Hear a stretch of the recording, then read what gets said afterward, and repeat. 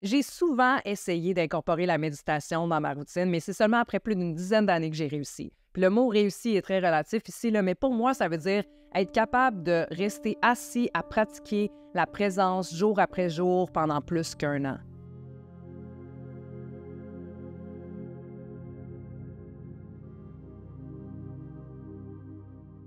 Pour certains, ça peut être un concept assez vague ou encore un but inatteignable, mais je me dis que de partager mon expérience dans cette vidéo-là peut ouvrir une porte de possibilités, de curiosité, de genre Hey, moi aussi, je pourrais peut-être essayer. Puis avant que je partage mon expérience, je sens le besoin de faire une petite introduction simplifiée de la méditation parce que tout le monde en parle, mais personne ne dit vraiment c'est quoi puis ce que ça comprend. Si on se fie à Wikipédia ou encore au dictionnaire comme le Larousse, le verbe méditer voudrait dire s'absorber dans ses pensées ou une profonde réflexion. C'est souvent associé avec des mots comme réfléchir, penser, rêver, puis ça me surprend parce que cette définition-là semble faire abstraction de l'origine du mot. Le mot méditation provient du latin meditare, qui signifie contempler, ce qui veut dire être absorbé dans une observation ou encore regarder avec attention. Beaucoup de personnes, y compris moi quand j'ai commencé, trouvent ça extrêmement dur de méditer parce qu'on réalise à quel point on pense, puis on pense qu'il faut arrêter de penser pour être capable de méditer.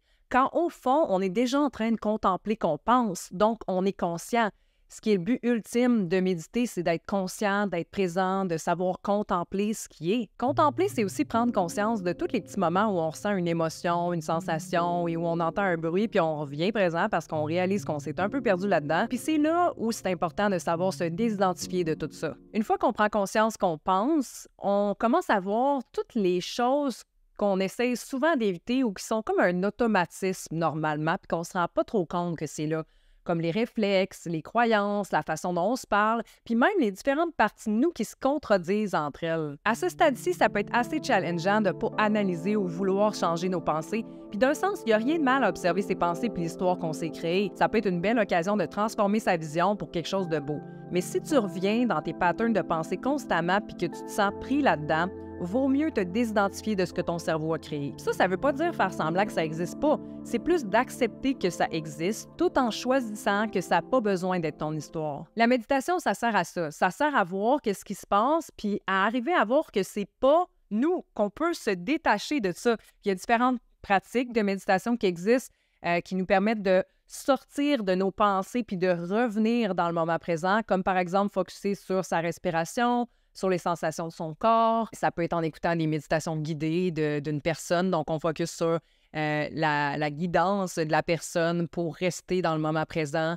Ça peut être aussi en s'imaginant à l'extérieur de son corps. Moi, je fais souvent ça, je médite puis je m'imagine en haut de moi-même en train de me voir penser, puis c'est comme mon être conscient qui m'observe. Puis tout ça, là, ça sert à revenir dans ce qui est, puis ne pas s'identifier à ce qu'il y a autour, puis aux histoires qu'on se crée autour de ça. C'est de plus en plus commun pour moi de me sentir présente quand je médite, mais aussi dans ma vie.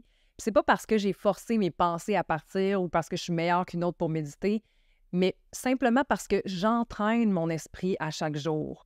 Plus on pratique quelque chose, plus notre corps puis notre esprit s'habituent, plus on se transforme puis plus on voit sa vie se transformer. Est-ce que ça veut dire que c'est facile? Pas vraiment. En fait, c'est facile de s'asseoir puis de fermer les yeux, mais encore aujourd'hui, la vie trouve plein de façons de me challenger, puis ça me tente rarement de méditer. Des fois, notre ego puis notre corps de souffrance peut être tellement fort qu'on peut se convaincre inconsciemment que c'est plus facile de rester dans son état du moment que d'explorer ce qui se passe réellement. Il y a aussi le fait qu'on vit dans une société où tout doit être rapide et où on abandonne rapidement si on ne voit pas de résultats marquants, sans compter toutes nos priorités, saines ou non, qui passent avant la méditation. Fait que comment j'ai fait cette fois-ci pour méditer tous les jours? En fait, j'ai pas médité tous les jours. Il y a des jours où ça me tentait pas, il y a des jours où j'étais en vacances, il y a des jours où j'ai pas pris le temps, mais j'ai essayé de ne pas dépasser 2 à 3 journées de suite sans méditer pour pas revenir dans mes vieilles habitudes. Deuxièmement, j'ai pas médité tous les jours. Je sais que je viens de le dire, là, mais je faisais pas juste méditer. Des fois, c'était un breathwork, des fois, c'était une visualisation, des fois, c'était des affirmations. L'important pour moi, c'était d'être présente, ce qui veut dire que j'étais toujours assis ou couché, les yeux fermés, puis que je focusais sur ma pratique seulement. Fait que je faisais pas la vaisselle pendant que j'écoutais une méditation. Quoique, apparemment, être capable de méditer dans sa routine quotidienne serait comme l'étape ultime pour être présent dans sa vie. Mais bon, pour revenir à la question, je pense que ma constance vient de plusieurs facteurs. Premièrement, j'ai décidé d'arrêter de regarder des heures de Reels sur Instagram matin et soir, ce qui me donnait beaucoup plus de temps pour faire autre chose. Pas longtemps après ça, j'ai vécu une rupture où j'avais absolument besoin de me changer les idées pour me sentir mieux et normalement, Je m'entraînais tous les matins, ce qui me faisait sentir bien, mais ce qui me donnait aussi l'excuse de manquer de temps pour méditer. Mais je me suis blessée. Fait que je pouvais plus m'entraîner, puis j'avais plus d'excuses. Et dernièrement, puis c'est probablement pas la seule et dernière chose qui m'a aidée, là, mais j'ai fait différentes médecines naturelles comme l'ayahuasca et les champignons qui m'ont permis de voir certaines choses qui ne marchaient pas dans ma vie, puis qui m'ont aidé à revenir à ce qui est important pour moi, puis de cultiver des nouvelles habitudes plus saines et plus en alignement avec ce que je voulais, dont la méditation. Bref, le message, c'est qu'on doit changer certaines habitudes pour faire place à quelque chose de nouveau.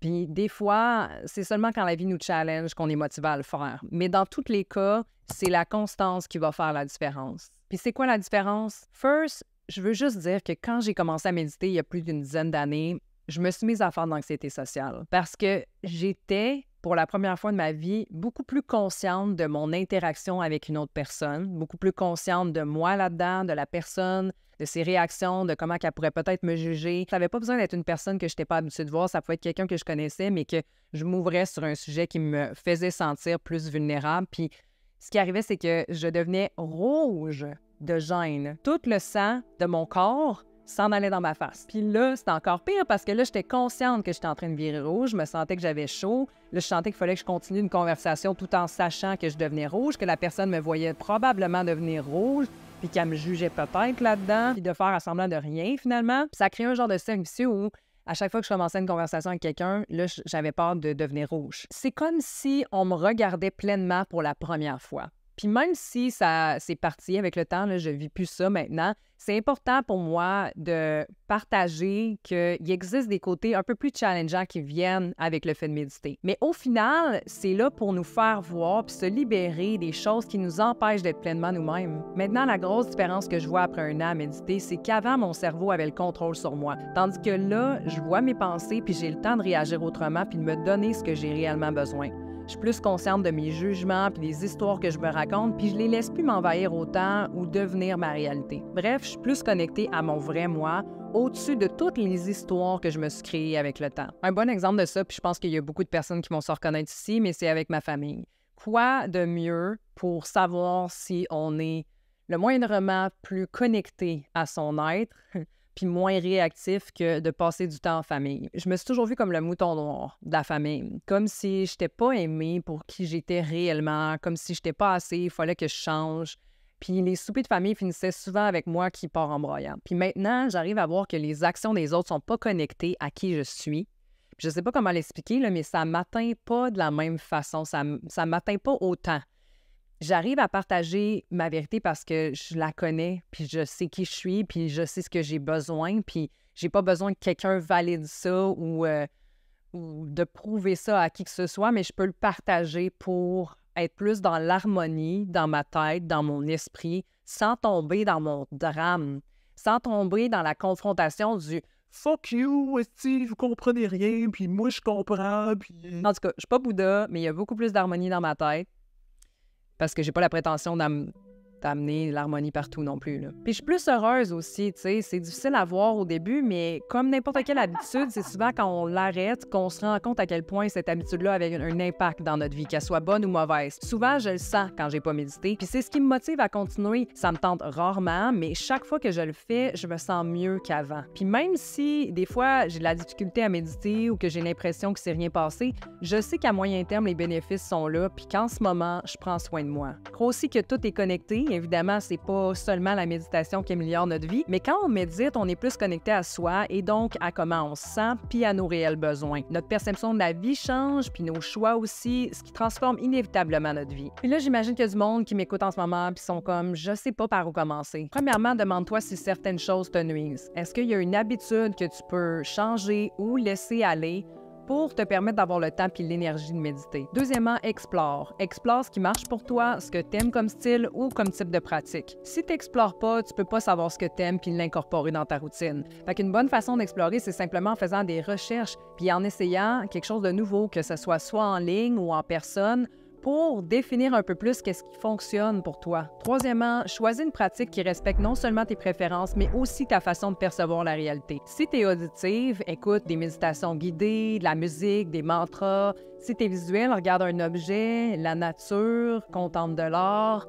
Si tu es kinesthésique, focus sur les sensations de ton corps, l'énergie en dedans, l'odorat, le toucher. Quatrièmement, tu as le droit de combiner les techniques. La police de la méditation va pas venir cogner à ta porte. Fait que si tu as le goût de faire une visualisation de journée puis une breathwork de l'autre ou de mêler tout ça ensemble, fais-le. L'important, là, c'est que tu arrives à être présente là-dedans puis que tu te sentes mieux au final. Et dernièrement, réduis tes attentes. Les chances que tu deviennes Jésus sont bien minces. Le but, c'est pas de flotter dans les airs ou de s'imaginer que plus l'expérience de méditation est intense, plus notre futur va être impacté, plus c'est meaningful, ça veut dire quelque chose parce qu'on a vraiment vécu quelque chose de extraordinaire quand on a médité. Là. Non.